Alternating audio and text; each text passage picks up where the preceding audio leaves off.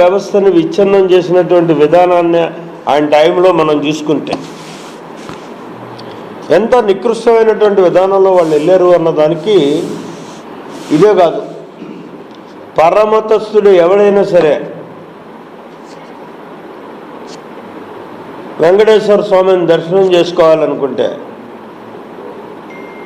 ఒక అఫిడవిట్ ఇవ్వాలి. ఇది మనం పట్ల బ్రిటిష్ వాళ్ళ టైంలో పెట్టారు. వాళ్ళు అనుకున్నారు ఆ రోజుని, నేను పరమతస్థుడిని, నేను ఆ దేవుడి మీద విశ్వాసం ఉన్నప్పుడే అక్కడికి వెళ్ళాలి, ఆ ఉండే గంటో అరగంటో 10 నిమిషాలు ఆ నమ్మకంతో విశ్వాసంతో ఆ దేవుని సేవించాలి. అందుకోసం ఒక నిబంధన వాళ్ళంతటా వాళ్ళు పెట్టుకున్నారు.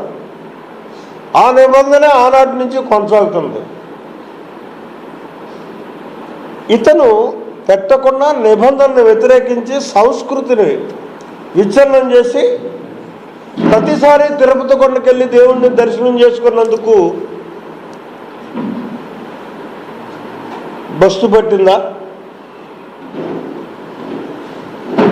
లేదా విశ్వాసంతో నమ్మకంతో మనమంతా దేవుడి దగ్గరికి వెళ్ళి ఇవాళ అన్య మతస్థుల్ని ఆ కొండ మీద నుంచి కిందకి దింపే ప్రయత్నంలో కిందకి దింపుతుంటే ఉద్యోగస్తుల్ని ఆ నిర్ణయం తీసుకోవడం బస్సు పట్టడమా? తొలి బోర్డులోనే మేము చాలా క్లియర్గా అన్య మతస్థులు ఎవరో కూడా తిరుమల కొండ మీద ఉద్యోగం చేయడానికి వెళ్ళలేదు.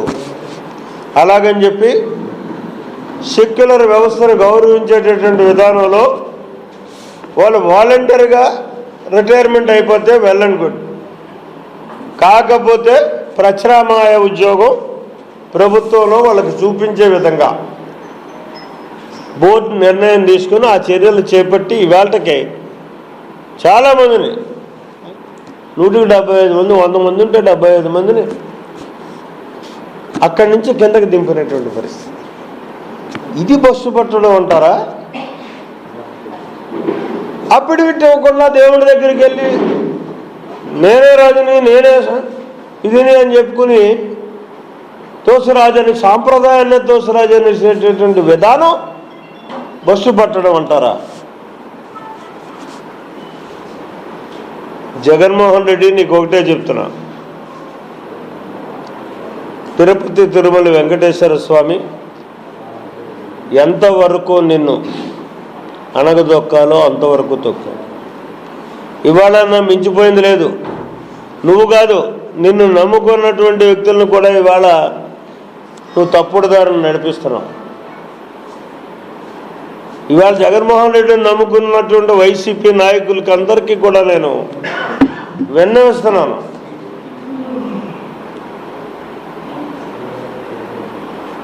ఎందుకంటే మీరంతా కూడా భగవంతుని నమ్ముకున్న వాళ్ళే, వెంకటేశ్వర స్వామి ప్రేమించే వాళ్ళే, పూజించే వాళ్ళే. వాటి ట్రాప్లో పడి మీరు బస్సు పట్టిపోకండి. ఇవాళ మీరు మాట్లాడుతున్నారు, ఆయన చెప్తే ఆ మాట్లాడే మాటలన్నీ కూడా రేపు మళ్ళీ తిరిగి మీకు కొట్టేటటువంటి పరిస్థితి ఉంటుంది. ఎందుకంటే తిరుపతి వెంకటేశ్వర స్వామి అంత పవర్ఫుల్. అతనికి ప్రేమిస్తే హక్కును చేర్చుకుంటాడు, పరిరక్షిస్తాడు. ద్వేషిస్తే నీకు బుద్ధి చెప్తాడు ఖచ్చితంగా. ఒకటే ఉదాహరణ దానికి, 47 క్రోమోర్ మైన్స్ ఒక్కసారిగా పేలితే ఎక్కడా కూడా ఇంత రక్కు రక్కకుండా తన హక్కును చేర్చుకుని పరిరక్షించాడు. ఈ రాష్ట్రానికి ఈ దేశానికి నీ సేవలు అవసరం అని చెప్పి గుర్తించి తన భక్తుడైనటువంటి చంద్రబాబు నాయుడు ఇంకంతకంటే మనం ఉదాహరణ చెప్పుకోకర్లా. దాని నుంచి మనిషి బయటపడ్డాడంటే